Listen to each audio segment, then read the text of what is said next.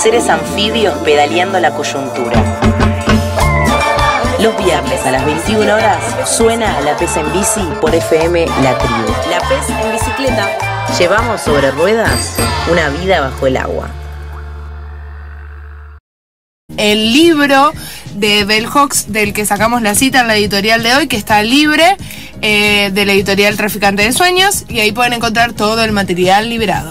Todo lo que pensamos para hacer este programa que se propuso entrevistar por WhatsApp porque andaba de viaje desde Colombia hacia España una activista feminista decolonial, afrodescendiente y lesbiana que es de origen dominicano, que estudió en Argentina y que activa en todo el continente proponiéndose pensar sobre el feminismo negro, así que le preguntamos a Yuderquis Espinosa para arrancar a imaginarnos esta necesidad de la intersección negra.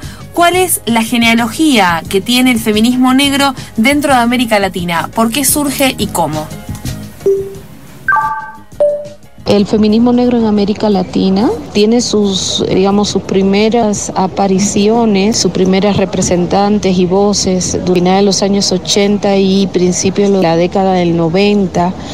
Inicialmente en Brasil y luego posteriormente van a aparecer otras voces alrededor de lo que fueron la contracelebración de los 500 años de colonización, y en torno a esa contracelebración aparecen una serie de mujeres negras en América Latina que, siguiendo un poco el camino iniciado por las afrobrasileras, van a comenzar a nuclearse y van a formar para el 92 la red de mujeres negras de América Latina y el Caribe. Este feminismo, entonces, como señalo, surge a partir de las experiencias de las mujeres negras que comienzan a integrarse a las filas feministas a partir de lo que fue la expansión del programa feminista hacia sectores populares, campesinos y de diferentes tipos, de poblaciones que no necesariamente correspondían a mujeres letradas y con cierto privilegio de clase. En la medida en que el feminismo amplió su base, eso permitió que mujeres, tanto indígenas como negras, algunas mujeres indígenas y negras comenzaran a nombrarse a sí mismas como feministas. Este feminismo va a estar muy influenciado por lo que va a ser el feminismo negro y de color en los Estados Unidos, que surge a mediados de los 70. Digamos que como un movimiento fuerte, con un pensamiento más sistematizado, ha logrado cierto nivel de acogida por sus homónimos, por aquellas que en América Latina comienzan a nombrarse a sí mismas como feministas negras. Es bueno igual señalar que varias de las que nosotros hoy se nombran o nosotras nombramos en la historia de este feminismo negro en América Latina no necesariamente se nombraron a sí mismas como feministas negras. Y si pensamos la raza como categoría histórica, ¿cómo creéis que opera dentro de la construcción del feminismo o los feminismos en América Latina? Aunque ha sido negado sistemáticamente, creo que no es posible pensar la historia del feminismo en América Latina ni a nivel mundial sin pensar al mismo tiempo cómo ha operado o cómo opera la categoría de raza para definir quiénes son, en este caso, aquellas que están en la capacidad de enunciar una voz que se considere válida, ¿no? ¿Cuáles son aquellas a las que se les concede la legitimidad del discurso y de la verdad sobre el problema de las mujeres? Solamente desde una comprensión de cómo opera la raza, definiendo y organizando la matriz de poder a nivel mundial, podríamos entender entonces cómo está operado adentro del feminismo y cómo esto ha significado dentro del feminismo la producción de jerarquías entre mujeres. Me parece que es imposible a estas alturas negar cómo los privilegios de raza y clase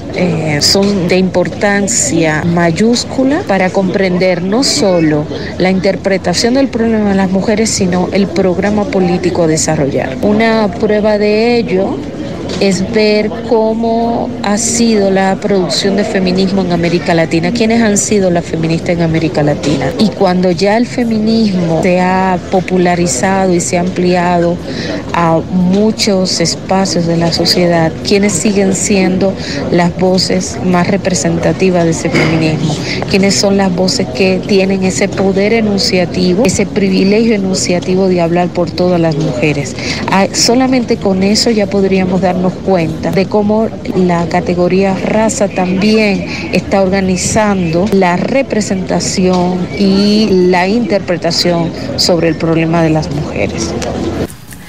Te agarramos en medio de un aeropuerto, pero queríamos ver si nos podías definir de alguna manera qué es el feminismo negro y qué es el feminismo decolonial. Feminismo descolonial se trata de un momento histórico dentro de lo que han sido voces subalternas dentro del feminismo. Se trata de un movimiento en construcción que considera que la categoría de raza es fundamental para poder interpretar el problema de las mujeres. El feminismo descolonial, yo digo que se vendría a ser una etapa de maduración de lo que vienen siendo los aportes de mujeres subalternizadas de los países que fueron colonizados y bebe sobre todo de lo que han sido los aportes de las feministas negras y de color en los Estados Unidos, pero también de las resistencias y de los pensamientos desarrollados por mujeres indígenas y mujeres racializadas de este continente y de otros continentes que han sido colonizados. Y con todo esto que nos acabas de explicar del feminismo negro y el feminismo decolonial, nosotras nos preguntamos si el feminismo negro es necesariamente decolonial o el feminismo decolonial es necesariamente negro.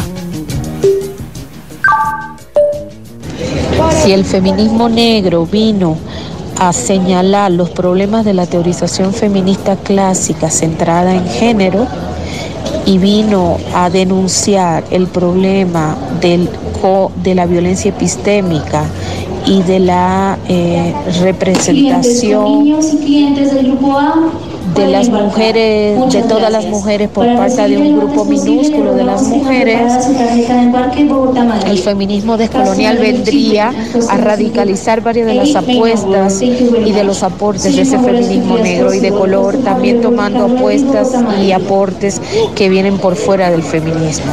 Fundamentalmente lo que vendríamos a hacer es una crítica radical a la modernidad y a mostrar de qué manera, denunciar de qué manera el feminismo conocido ha tenido una complicidad con lo que ha sido el programa de la modernidad. La pregunta de qué es una mujer liberada es una pregunta que si vamos si vamos y estudiamos la respuesta que da el feminismo, nos conecta y nos muestra efectivamente qué idea de liberación ha tenido el feminismo y cómo esa idea de liberación nos lleva inmediatamente a las ideas de liberación producida por la modernidad. ¿Qué es una mujer liberada? Nos muestra efectivamente el compromiso del feminismo con el programa moderno colonial. Eso sería fundamentalmente, digamos que esta es la base de interpretación de la que partiría el feminismo descolonial, para entonces a partir de ahí comenzar a desarrollar todo un programa que permitiría superar estos problemas. No necesariamente el feminismo negro es decolonial, sin embargo los feminismos descoloniales sí ha bebido de los aportes del feminismo negro. No podría un feminismo descolonial que no tenga un compromiso con las mujeres racializadas, no es un feminismo descolonial.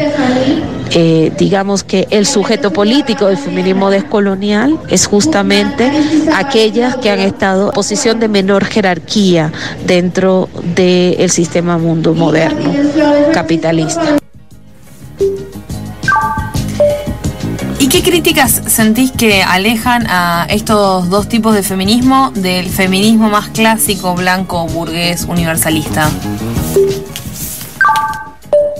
Las críticas que nos alejan del feminismo blanco burgués son muchísimas y bueno, ahí están escritas desde los años 70 y se han ido profundizando en los últimos años con cómo hemos retomado estos los aportes y las críticas de las feministas negras y de color en los Estados Unidos y en América Latina, las feministas decoloniales, ¿no? Yo creo de todas maneras que lo más importante a resaltar es que efectivamente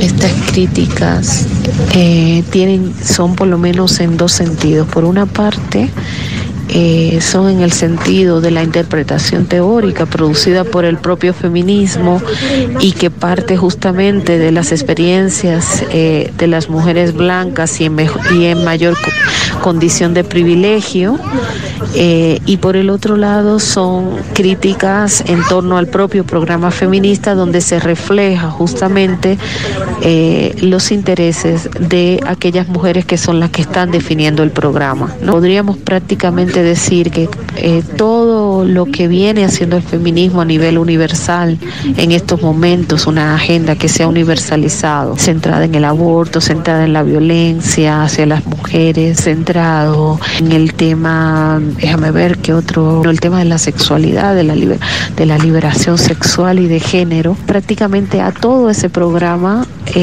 tenemos una serie de críticas y el feminismo descolonial vendría a ver la necesidad de revisar todo ese programa, porque en definitiva para nosotras lo que hace es invisibilizar los intereses de la mayoría de las mujeres, siendo que es un programa que se aferra o que sus intereses fundamentales son con las mujeres blancas burguesas. Venimos leyendo textos de compañeras feministas negras, como por ejemplo el blog Afroféminas, y encontramos que ellas ven al feminismo negro irreconciliable con este feminismo mainstream. Nos gustaría saber, desde tu perspectiva, si crees que es posible que se produzca una interseccionalidad real entre los feminismos, o como vienen diciendo estas compañeras que estábamos leyendo, si es imposible. Todas esas diferencias que he enunciado en términos de interpretación y en términos del programa político efectivamente nos alejan de las propuestas que vienen del feminismo blanco burgués. Podríamos hablar también del feminismo eurocentrado, porque en definitiva no se trata solamente del color de la piel, sino del pensamiento, ¿no? Podemos tener mujeres indígenas y mujeres negras que hoy ascriben a ese programa que ha desarrollado el feminismo blanco burgués eurocentrado. Entonces, contrario a lo que muchas pretenden, como si se tratara de una especie de multiculturalismo liberal, donde al final todas estaríamos y viviríamos desde nuestras diferencias una misma lucha, lo que nosotros decimos es que estas diferencias son irreconciliables y solamente podría haber cierta reconciliación en la medida en que las mujeres blancas burguesas estuvieran dispuestas a luchar en contra de sí mismas. Los feminismos blancos, Yuderquis, están haciéndose muy cargo de la política de lo queer y nos interesaría saber, porque entendemos que los feminismos negros están en este momento alejados de esta teoría, pero tiene una genealogía que los encuentra y nos gustaría saber qué es lo que vos tenés para sumar a esta idea. En realidad, inicialmente, el movimiento queer viene justamente de las mujeres en más baja posición de privilegio. Lo queer nace justamente de mujeres racializadas y personas no binarias racializadas en los Estados Unidos, que son quienes comienzan a usar la palabra queer no solamente para referirse a la oposición a la no normativa sexual y de género, sino también están refiriendo refiriéndose a cuestiones de clase y raza. Sin embargo, lo queer termina apropiándose por parte de las mujeres blancas y de las personas LGTB blancas o blancas mestizas, y ese programa termina siendo al final productivo para quienes están en posición de jerarquía, ¿no? Quienes están en las posiciones de privilegio. Que esto no se sepa es un buen dato, ¿no? Un buen ejemplo del problema ante el que nos encontramos. Sin embargo, para nosotras hoy, por eso mismo, la teoría queer ya no nos representa a muchas de nosotras. Tenemos una crítica fundamental a la teoría queer que terminó imponiéndose a nivel continental y a nivel universal, solamente centrada en la cuestión del género y la sexualidad. En estos días fue asesinada Marielle Franco y no podemos evitar preguntarte no solo por este crimen, sino por una seguidilla de crímenes que viene ocurriendo a distintas luchadoras, a distintas personas que activan desde el ser negras y desde el ser pobres. Ya se llevaron a Betty Cariño, después se llevaron a Berta. Cada día se acumulan los cuerpos de las guardianas y los guardianes de la vida y del territorio, de aquellos que luchan en contra de la violencia que ha llegado a niveles ya realmente espeluznantes por parte de este sistema mundo moderno colonial. Marielle Franco, negra, afrodescendiente brasileña de las favelas, lesbiana, activista, comprometida. Su lucha contra la violencia policial que aterra a las favelas, que le lleva el terror cada día sobre aquellos que siempre siguen sin contar nada para este sistema. Fue acribillada. No fue acribillada por mujer o por lesbiana, fue acribillada por sobre todas las cosas, por pobre, por activista, a favor de los derechos de los que menos tienen. Y quiero que esto quede bien claro, sí, fue lesbiana, fue feminista, asumió un papel desde su lugar de mujer negra, pero igual que a Berta, igual que a Betty Cariño, las matan porque se oponen al avance del sistema moderno colonial, de género, sexual, binario, todo eso, pero sobre todo, más que todo, luchando en contra del avance y del exterminio que este sistema produce. Y quisiera que esto quedara claro, porque parece que a nuestros movimientos, sobre todo a nuestro movimiento feminista, esto no cuenta, ¿no? Termina no contando. A ellas no las están matando por mujeres, las están matando junto con sus compañeros, porque están oponiéndose al avance de un sistema de muerte. Nos están matando a comunidades enteras, héteros, lesbianas, gays, trans. No importa la condición sexual y de género, son cuerpos que están siendo condenados a la desaparición. Y esto es parte de un debate importante que no debemos, quienes formamos parte de los nuevos movimientos sociales urbanos en las ciudades, que es quienes vienen sobre todo de clases medias y blancas burguesas. A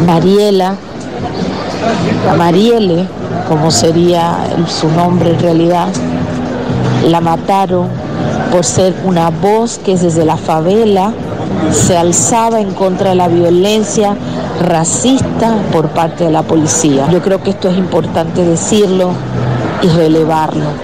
Alguna vez que el feminismo se haga cargo de que a quienes están matando por sobre todas las cosas, los están matando por ser gente empobrecida y por ser gente racializada.